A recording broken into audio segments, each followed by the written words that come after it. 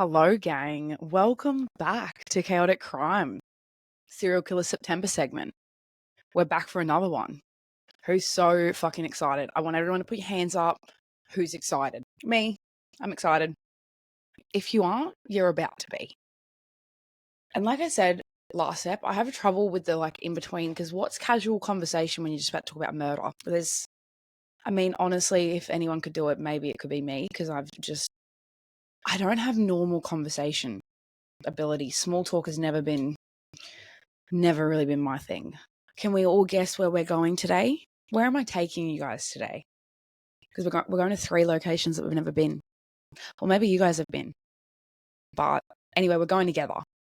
So we're off to Colombia, Peru, and Ecuador.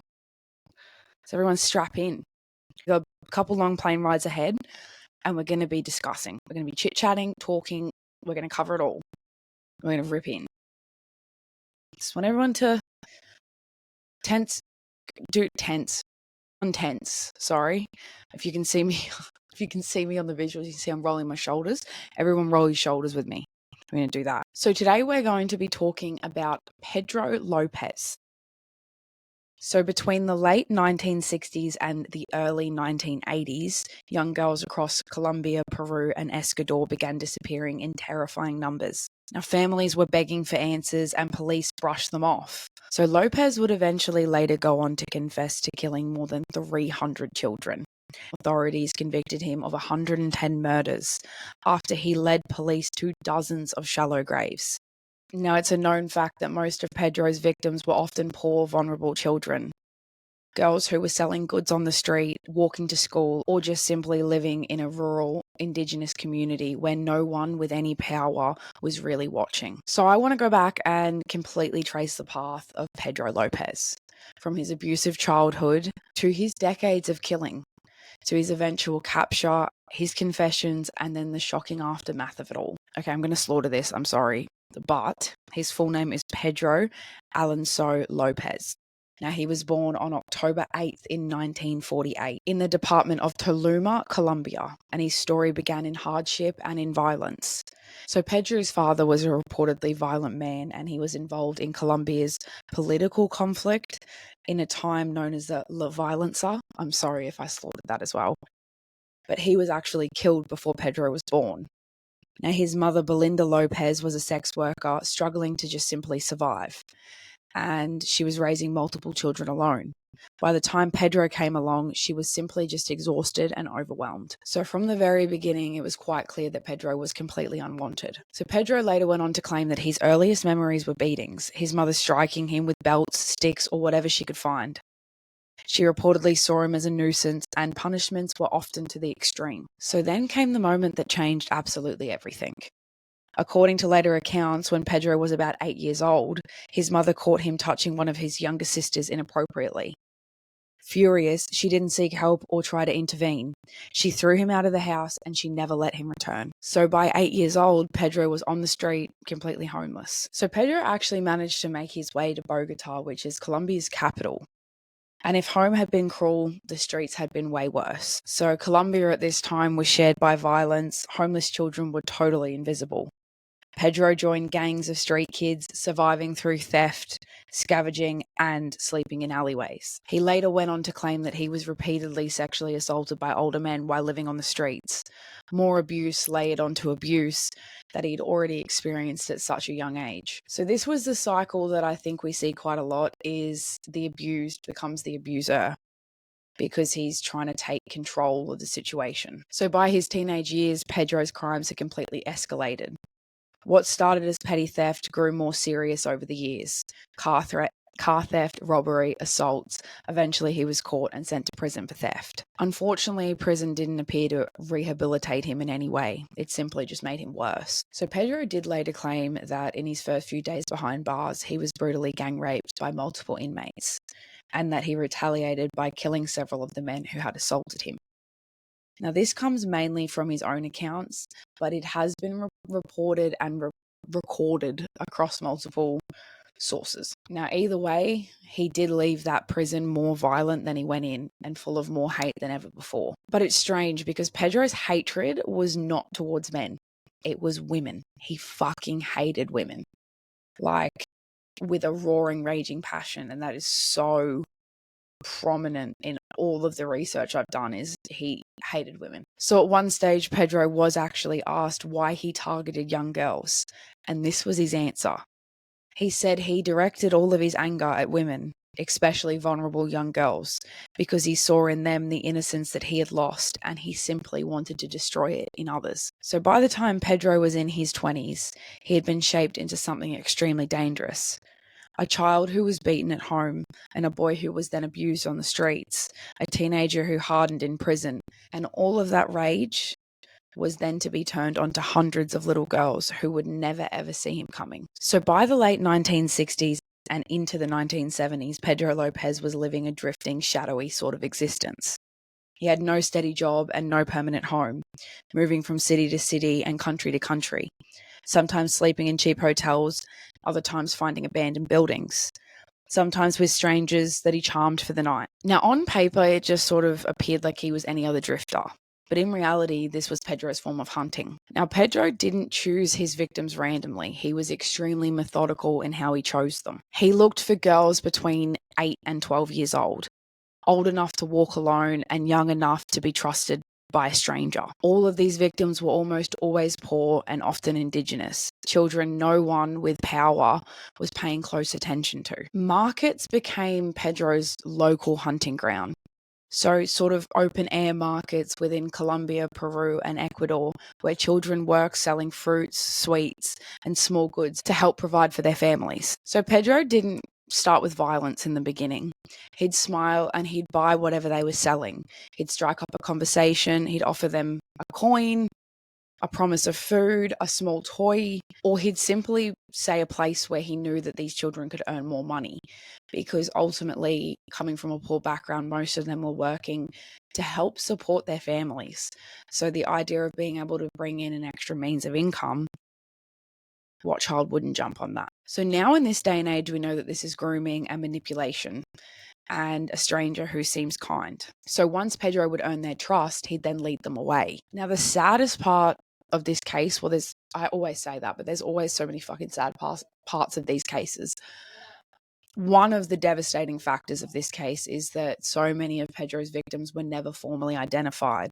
But from the graves and the missing persons report, some stories did emerge. So a 10-year-old girl in Colombia selling lottery tickets in a busy market vanished on her usual routine. Now, weeks later, her remains were found in a ravine outside the city.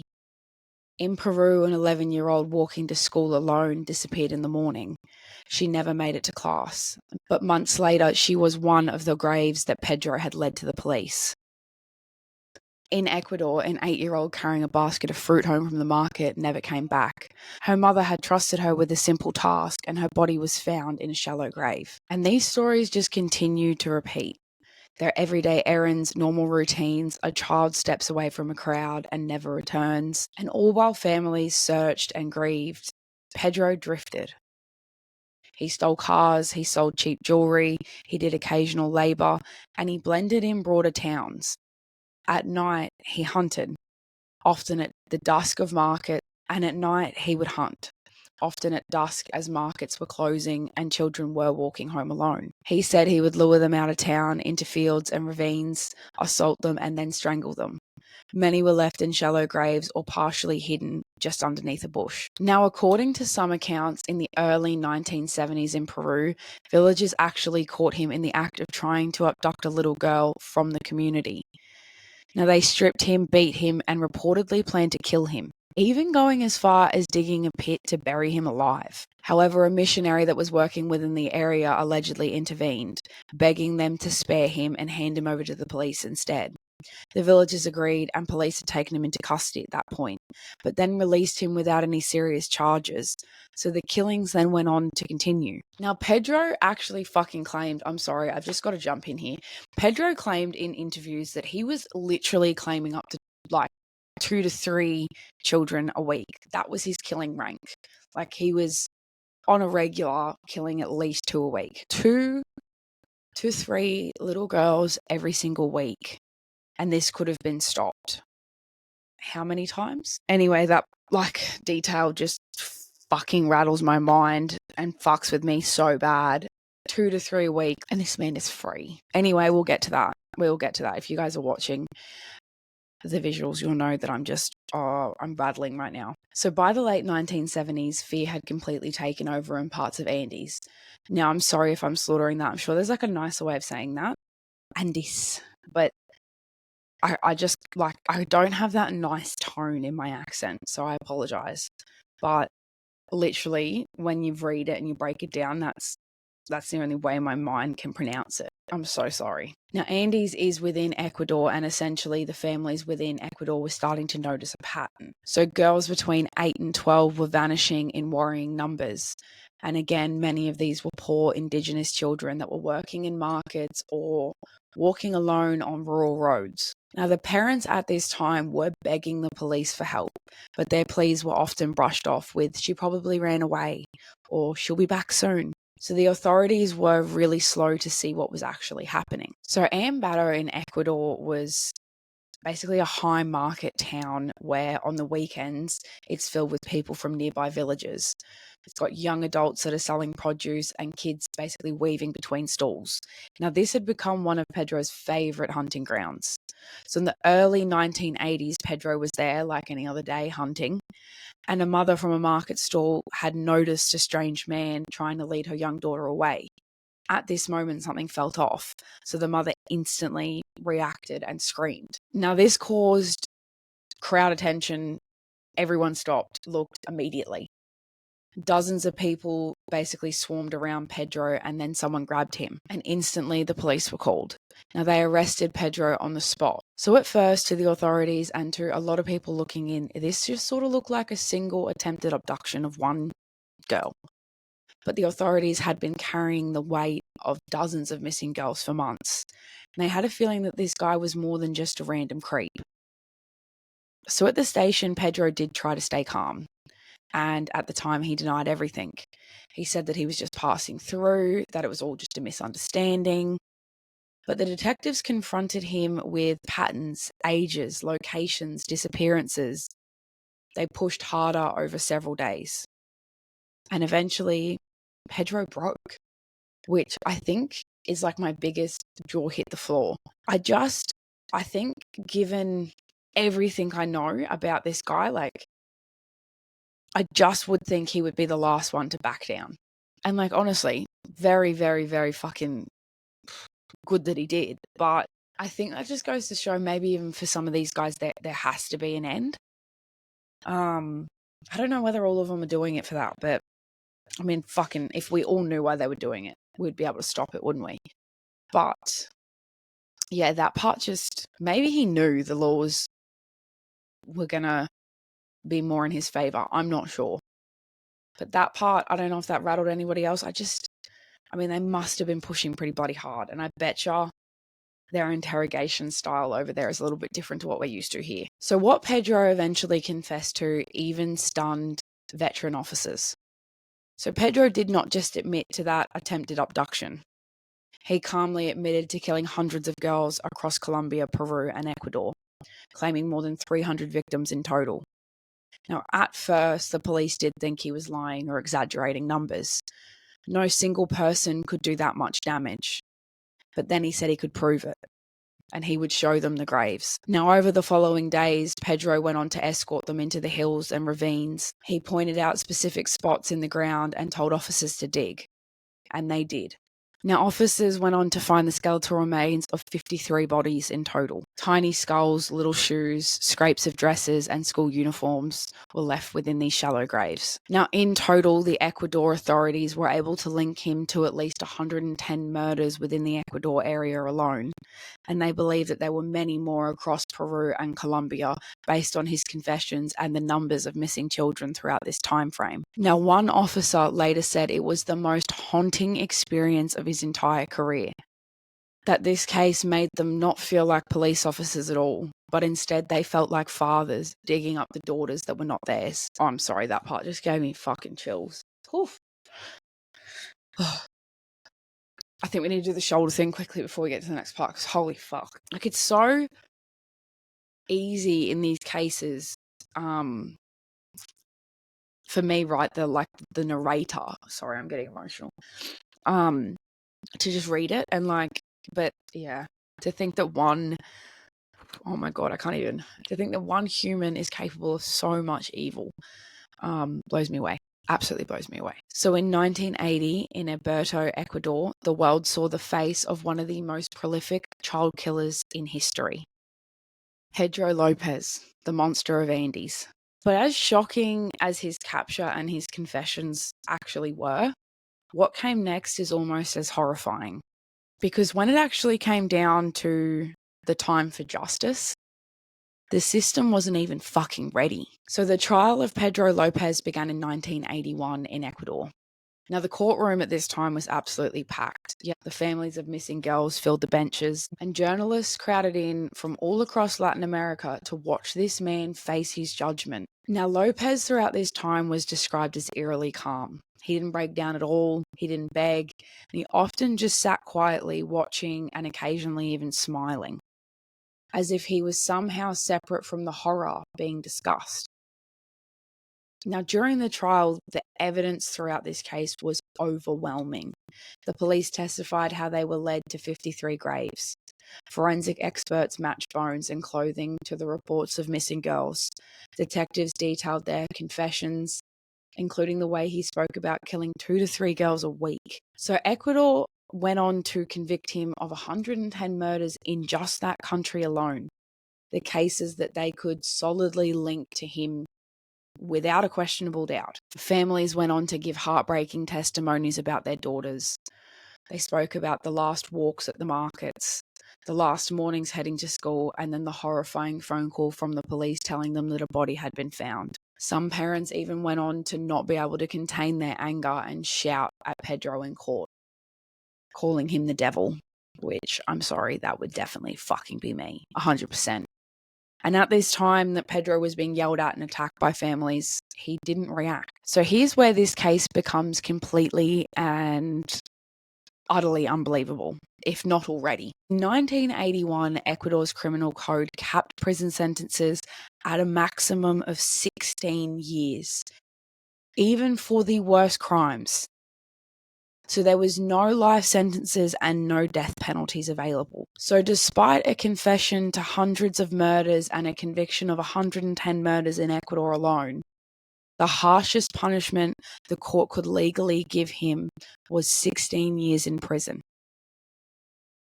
16 years for over 300 murders, 110 that they could solid that he 100% did it, but this guy confessed to over 300.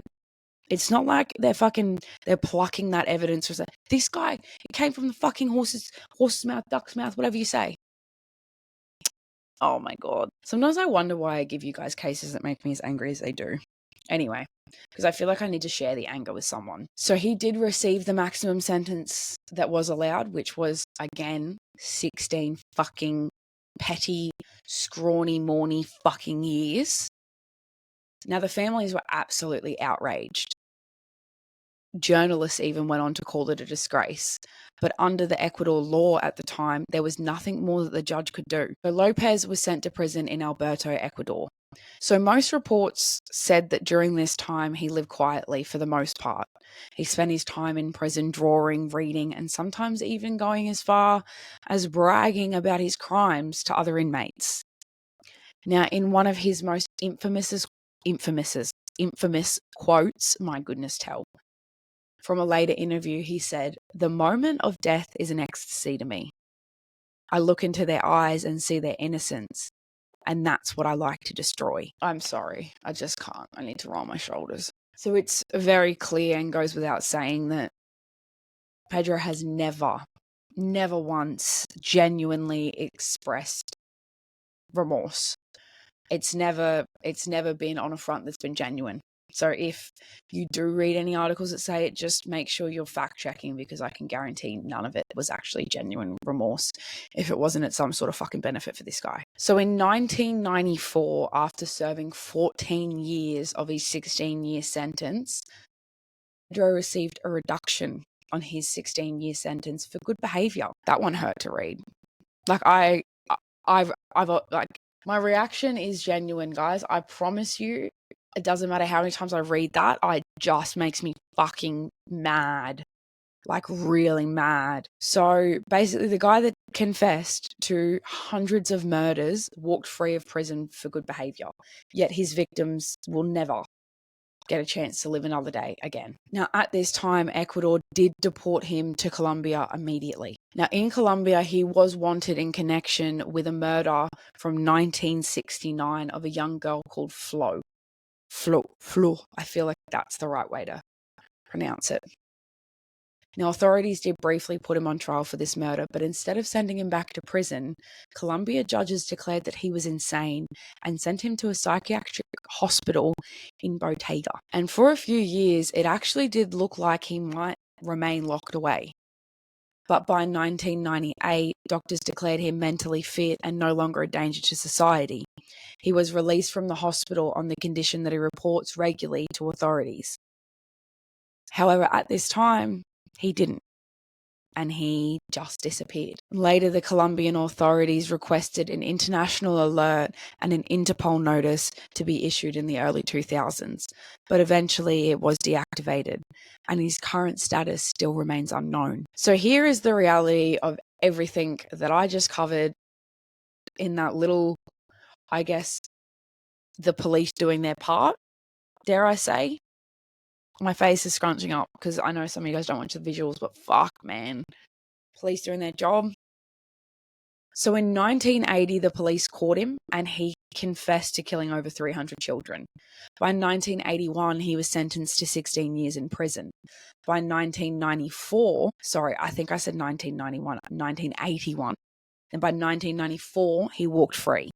By 1998, he was then released again from the psychiatric hospital under the condition that he reports. That day he got out and he never reported again and he disappeared, and we have no fucking idea where he is. He is still gone. Now, this day. They've deactivated the fucking Interpol notice. He's a free man. Nobody, unless you do, but nobody for sure that I know of knows what happened next. So when we talk about Pedro Lopez's case, it's really easy to get stuck on the number, over 300 children. It's almost too big and too large for us to even comprehend. And to be fair, that figure comes from his own confession. Some investigators think he may have exaggerated this number, but even the confirmed victims alone put him in the category of one of the most deadliest serial killers in fucking history. And if we only focus on the number, we risk losing sight of the truth. Every single one of those victims was a child, a daughter, a sister, a person. And most of Pedro's victims were, again, poor Indigenous girls. They came from families who sold fruit at markets, wove textiles, and did anything and everything that they could to survive. These were real contributing members of society. And these girls often vanished and then were dismissed by police from the families that were begging for answers. Police just put it down to runaways, or she's just gone off to the city. So much of this case could have been wrapped up so much quicker if the police had just listened. And I really do hate to say it, but in this case, the justice system failed in so many ways. And I'm not saying it was one sole individual person. The system in its entirety failed these girls. They failed every single one of them. They failed every single one of their families, and they have continued to fail them. Nobody tried to right the wrong.